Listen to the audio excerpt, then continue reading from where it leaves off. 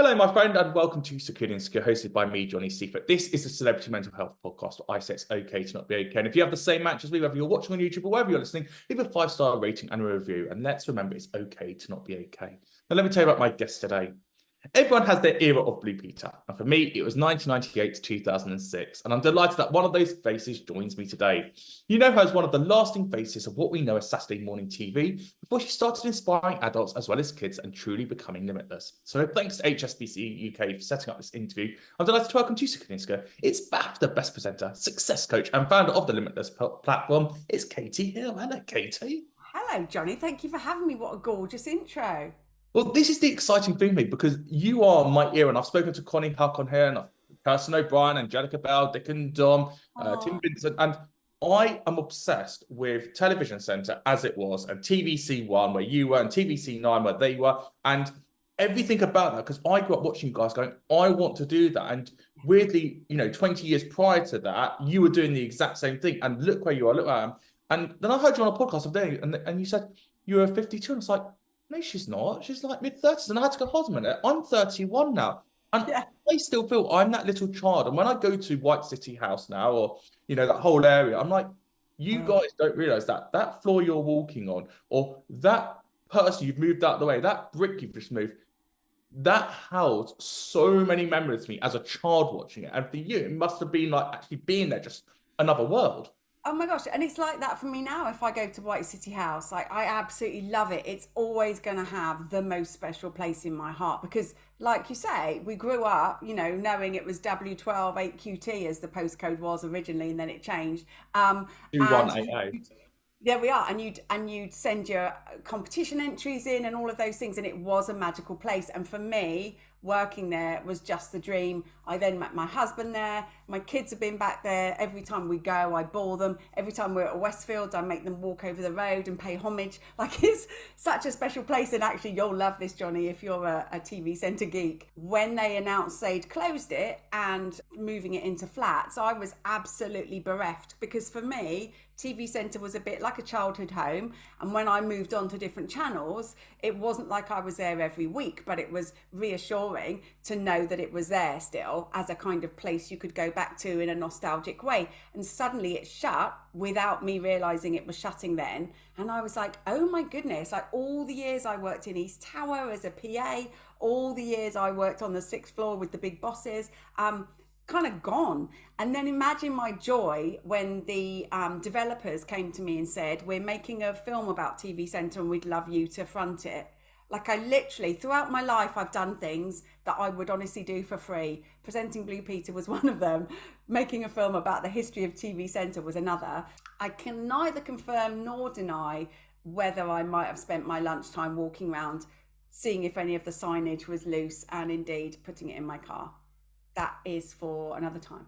But yes, magical. If you came to my house, you'd know the answer to that question. You know what's very funny is I think everyone has got from somewhere they've worked in the media some memorabilia. So Kirsten O'Brien has got the original CBBC sign from '97. It was called Children's BBC. She's got Yes. that above her flat. Okay, amazing. So I've got a main block sign, I've got an East block sign, huge part of my history. And I think for me, the reason I wanted to present that show was that I grew up as a kid in the 70s when girls were still given sewing kits for Christmas. And quite frankly, I wanted all the cool stuff my brother was getting given.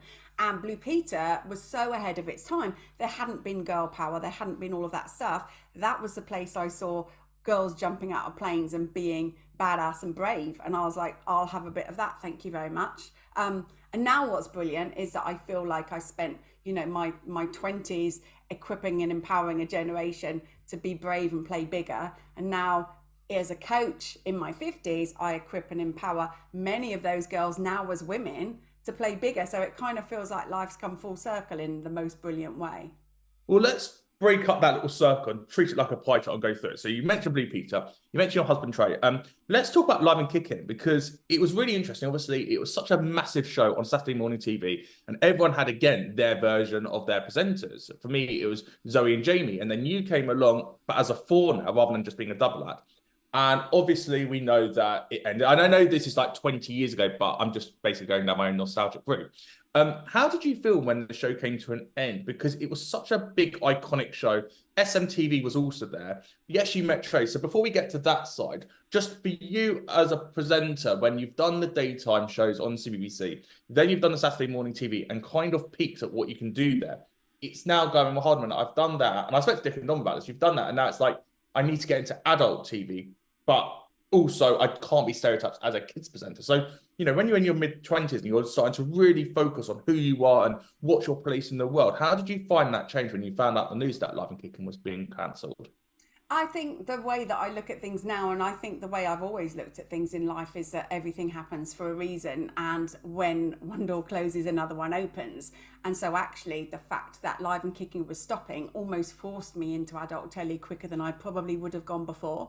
Any job that you have in broadcasting is a completely privileged position, and any of us are lucky to do it for as long as we get to do it. And so, the fact that that was coming to an end, I actually left it 6 months early. I left the show once I knew it was coming to an end, to jump onto something new and start a whole new trajectory. And I think sometimes you have these moments in life, and now as a coach I call it, these moments happen. You're at choice whether you allow it to flatten you or fuel you. Every time something negative happens, you have a choice about how you react to it and show up going forward. And so, often I think these things can be gifts in disguise. And actually, I often use the analogy that a plane takes off into the wind, right? So when you have something negative happen to you, how can you use it to fuel you up and lead you into even more amazing stuff? So weirdly, do you think it's better to have those bad moments, whether it's a breakup or redundancy, or those big moments to actually go, you need that to happen, because if everything happens for a reason, you need that moment that will then take you on that next journey, which if it hadn't happened, you'd have just kind of sailed. And that's not actually quite good for your own mental well-being. Totally. I mean, we're all hardwired for comfort, right? That's the problem in life, actually, is that we're hardwired for an easy life, which is why you can keep living a kind of meh kind of existence with no great highs, but crucially no great lows. And that's fine, but that's not going to help you reach your potential. And so actually it is the moments of adversity that shape you. I've had so many moments, many of which people wouldn't know about, which have been a massive pause in life. And actually for all of us, the pandemic was one such example. And actually we're so hardwired for comfort, but suddenly something happened out of nowhere. And the law of inertia states that an object will continue moving at the same trajectory unless acted on by an outside force. And as humans, we're hardwired to keep going in our comfort zone for as long as we possibly can. Now, something like the pandemic happens, we're all thrown out of our comfort zone. Life as we know it has completely gone. It's like, to use your lovely 90s, love of the 90s, it's like someone took our Etch-a-Sketch and shook it, and life as we know it has gone. I would look at that and go, okay, that happened. How can we lean into the vulnerability and what is possible to create from here, rather than trying to keep living the same year 75 times and calling it a life, as Robin Sharma famously said. It's about constantly growing and evolving and becoming more authentically us and better versions of us than we were last year, every single year on year. So actually sometimes when you're thrust out of your comfort zone and into vulnerability, it can be a gift. Let's look at that evolution for you though, Katie. If we go back again to probably the mid-noughties now, you've met your husband, you've finished Live and Kicking, you've gone into a bit of adult TV. You were a celebrity couple for a small amount of time before you both went, do you know what? This isn't for us. We're going to LA. Your husband's a very, very successful producer and director. Now you're a very successful life coach and success coach of going, I'm going to evolutionize myself and go, actually the celebrity world isn't for me. Yes, I want to be a broadcaster, but being a broadcaster and a celebrity aren't actually something that goes hand in hand. It's a consequence to it. So where do you think your mental health journey began, of questioning where you fit into the world and actually what is the important values for you to take forward into the next phase of your life? Firstly, thank you for doing such good research. I'm very impressed. So I always wanted to present Blue Peter. I never wanted to be a presenter per se. And obviously landing a job like that, where we were massively household names at the time, telly was in such a golden era that we're long past now. But actually at the time, we used to get 12 million viewers a show. We won 3 times a week. There were only 4 channels. everybody knew who you were. And I remember when I landed Blue Peter, the editor, Lewis Bonds at the time, said to me, "Are you sure you want this job? Because your life is really going to change." And I was like, "Are you drunk? I've wanted this job since I was 5. But what he meant was, I wasn't going to be a private person anymore. And you were very front and center in the media at the time. And life did change. And actually, I remember kind of when I started on Blue Peter, people used to say to me, "How do I become a presenter? I think what you get to do looks amazing." By the time I left, the narrative had changed and people said to me, "How do I become famous?" And fame was seen as a goal in and of itself. When I started on Blue Peter, fame was a byproduct of doing a phenomenal job. It wasn't seen as a job in and of itself. And actually, we got to, Trey and I got together, we got married, I was doing lots of TV and radio work, but truthfully, then I had a kid and I was like, do you know what? I want to take time out to find me and be who I want to be. And we've always wanted to live in LA. We did a very brave thing. We jacked in our broadcast jobs. We sold a big house, put our stuff in storage, and went and moved to LA for 3 years with 3 suitcases and a baby. And it was the best thing I ever did. Professionally, had I wanted to be a presenter long term, it was the worst thing you could possibly do. But for me and my mental health, it was phenomenal because I lived in LA. I was essentially a mum there. It coincided with landing a big toothpaste commercial back in the UK. So I flew back once a year to do that commercial and then go back to being anonymous. And it was wonderful. And when we moved back from LA, I started working in radio again, and that's the whole thing. But 2017, I did what I describe as recognize I was living life by default, not design, which we can all do. And you find yourself living the life that's unfolded because it's easy, and a job gets offered and you take it, and another job and you take it, and suddenly you're living this life. And don't get me wrong, presenting on a radio show is a great job, but it didn't feel aligned with who I felt I was at the core. And so I hit pause, I left, I went and retrained as a coach, largely because I wanted to discover more about me. And I loved it so much, and I found the work so powerful that it then led me into a new career as a coach myself, and I love it. So when you were in LA for 3 years, yes, you were making some money with the toothpaste adverts, but on the whole, how secure did you feel within yourself? Because it's that escapism of, I'm going to escape to the other side of the world. No one's going to know who I am. I can then be me. But then there's obviously financial security. There's professional security of, can I get a job back here if I decide to go back, or is my moment gone? And, when you were doing that, we had the rise of Big Brother and the rise of that reality star. And then going also, what about my friends, my family? Yes, there'll be people there for me, but it's almost like a prison sentence. I've gone away and I'm going to come back as this new person, but everyone else has just carried on. Have they all forgotten about me for 3 years? Well, I didn't mind if they had. I mean, your friends are your friends, right? And I found the broadcast industry possibly going in areas that I wasn't that impressed by. And so, were there many jobs that I actually wanted to do? Not really. And so to hit pause and go, I've been on this amazing but bit of a hamster wheel since 1994 when I started on Blue Peter. And do I want to carry on in this way, or is there other stuff that I want to do in life? And I, when I had a kid, was in the fortunate position of being able to hit pause and enjoy being a mum. It's something that I'd wanted for ages, and I love a sunshine life. And so getting able to tap into that was just absolutely phenomenal. Now, I think what's wonderful is that I feel like I've rewritten the script on my life many times over. Initially, I was the shyest kid in school, but I was the shyest kid in school with a big dream of presenting Blue Peter. And I never equated being scared of everything, being sick before a school assembly or, sports day or anything like that. I never equated that fear with standing in the way of being on telly and landing one of the most prestigious jobs at the time. And I think that was so powerful for me to recognize that actually you can rewrite who you think you are. And so now as an adult, I've completely sort of rewritten my script, and I am on a whole new journey. And that's what I help to equip and empower others to do, is to recognize, life is a very long time. And what's wonderful about being alive in 2024 is The days are gone of, you become a lawyer and that's what you do for your whole life. People have portfolio careers. It's so exciting. Like, you can take all of your knowledge and pivot into something different. And that's what I love empowering others to do, is discover what that new script is for them and how they might step into it going forward. And when we recognize that we are at choice the whole time and we're all choosing our reality, essentially, it's so empowering. And then you go, right, what do I want to create from here?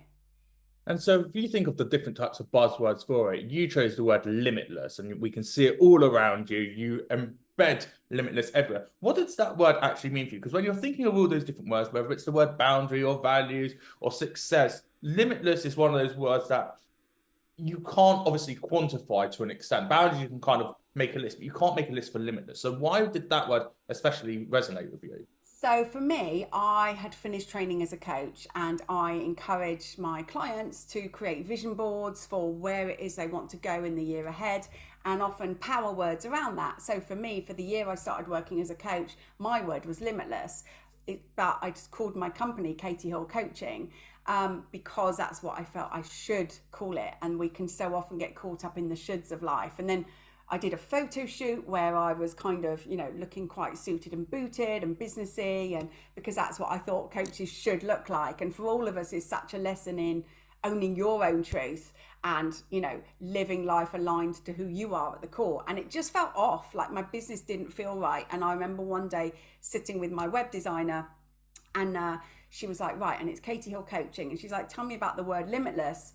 I said, yeah, it's my word for the year and I love it and la la la. And as I started talking, I recognized how alive I came when I was talking about that word. And she's like, why is your company not called Limitless? And I was like, I don't know. And so for me, you can see the logo behind me, but for anyone listening, the logo is a star with wings, and it's a nod back to my Blue Peter days and my own playing big and rewriting my own script. And the biggest moment for me on Blue Peter was flying a full display with the red arrows. Like, to me, that epitomizes me stepping up and being brave and doing things that were incredible.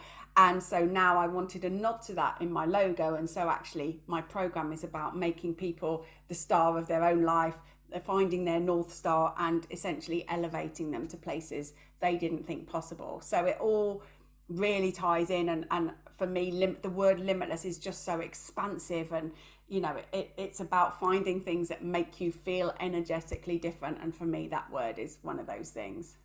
And so if people want to sign up to your coaching program, where can they go for more information? Probably the best thing to do is find me on Instagram at I'm Katy Hill. I'm very active on there. I've got a website, katyhill.com. I'm all about supporting others. And, I know you do some amazing work around mental health. And I think one of the most powerful things from my program is that by about week 2, if it's in the group coaching setting, women are so kind of excited to discover that we are all essentially living the same life, right? We are all facing the same things on a day-to-day basis. Everybody has issues when it comes to mental health or how they're showing up and getting vulnerable and all of those things. And when you recognize that, oh my gosh, it's not just me, everybody feels like this. And so how can I lean into people around me? How can I get coaching? How can I feel better supported to show up powerfully for life? Rather than going, oh my goodness, life is so hard in 2024. I'm just going to hide and hope it goes away. No. Everybody finds life hard in 2024. So making sure you've got a support network around you is really important. So if you were going to tell that younger version of yourself, that 24-year-old who was running around television saying you had Top of the Pops to the right with all these big famous boy bands and girl bands you want to be part of. I know the map of TVC. I do it in my head at night time. You had, the Blue Peter Garden, you had Anyway, you're around all those celebrities. You've become this big TV presenter. You've gone to LA. You've gone to do Heart. You've come back. You've got this new program.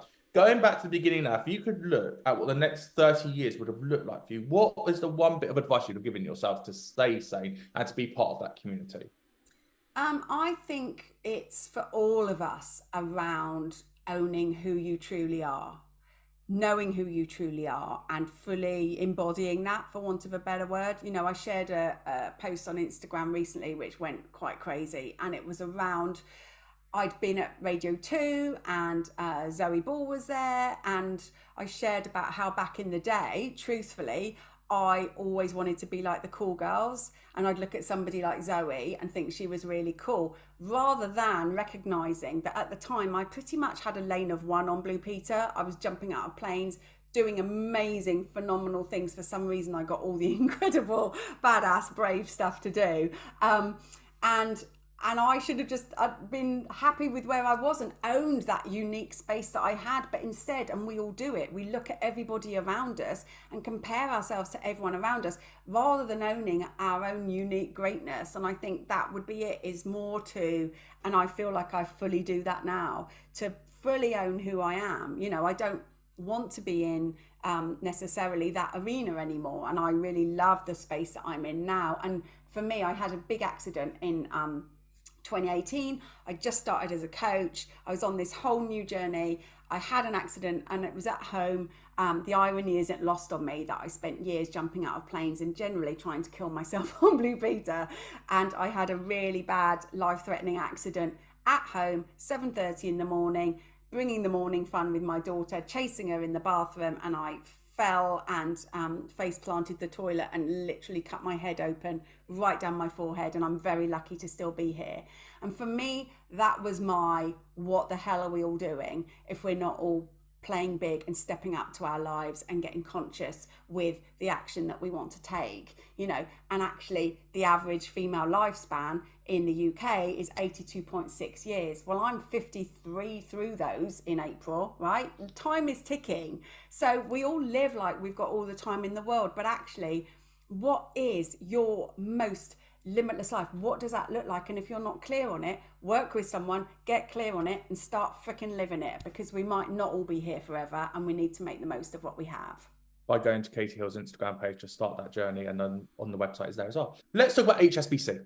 HSBC UK, because obviously I would love to have spoken to you. I was given the opportunity because of HSBC UK. So you're here today to talk about finances and women, especially in finances. Why was this campaign important to you when you got involved in it? And they said to you, right, Katy, we want you to look at this. What resonated with you? What resonated with me is the fact that I equip and empower women to own their life, be honest about where life's at, and think about where they go. And HSBC did some research and discovered that over a third of women didn't have savings.